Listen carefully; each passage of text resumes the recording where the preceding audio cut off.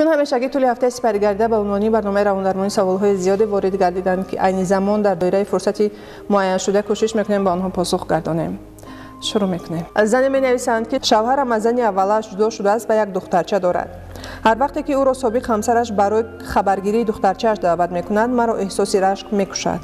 اولش ما باید دونیم که رشک چیست. رشک از کجا سرچشمه می‌گیرد؟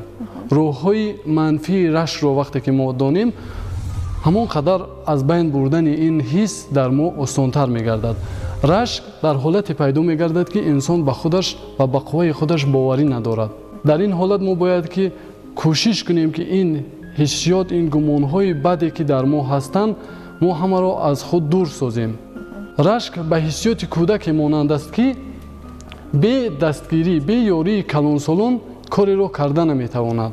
طلبات‌های خودش را قانع کردن نمی‌تواند، علاقه که آدم رشک می‌کند. بابت آن که رشک نشانه محبت است چی اندیشه دارد؟ نشانه محبت دوست داشتن شدن نمی‌تواند. رشک تنها حس ناباوری است در انسان. قوای خود به معاشرت، معامله خود وقتی که ما باوری نداریم ما رشک می‌کنیم تا که ما نمی‌خواهیم که چیزی را از دست دهیم. دوستی نزدیک را از دست دهیم، همسر را از دست دهیم. ما می‌توانیم که رشک به فرزند خود کنیم، رشک به مادر، رشک به همسر خود کرده باشیم.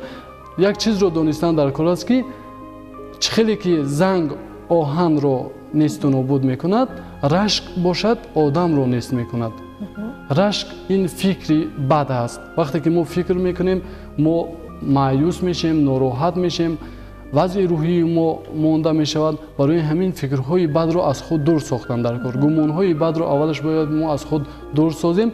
در این حالت شما خودتون رو باید اپای عزیز در جای انمون شوهرتون تصور کنید. خود رو تسلی دهید که او تنها به دیداربینی فرزندشون میروند و گمانهای بد رو از خود دور کردن در کار. اگر باز هم خود تلقین. بله، باز هم ما باید که خود رو باور کنونیم که یگون کار بر ضرر ما نشده ایستاده است. وقتی که ما این فکری بد کردیم، گمانهای بد رو با خود در خود گذراندیم، آهسته آهسته ما به کمبودی راه میدیم. حتما احتیاطکاری از حد زیاد به آن برده میرساند که ما خطا میکنیم در یگان جا. برای همین ما باید که فکرهای بد رو از خود دور سازیم. اگر او نخواهد، همسر شما اگر که با شما بودن نخواهد، مناسبتی کردن نخواهد، شما با قوه مجبوری به زوری هیچ وقت شوهر رو به خود جلب کردن نمیتونید.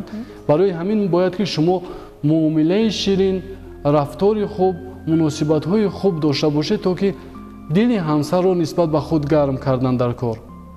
وقتی که به دیداربینی فرزندش رفت باید که مناسبت نیک شما رو پیش چشمش بیارد. در حالتی که به همسر دیگرش رو وا میخورد، همسر پیشینه‌اش رو وا میخورد، یگون نیت، یگون فکر در سر او برای دوباره برپا کردن عائله و یا که ویران ساختن عائله بودش در آنها پیدا نشود.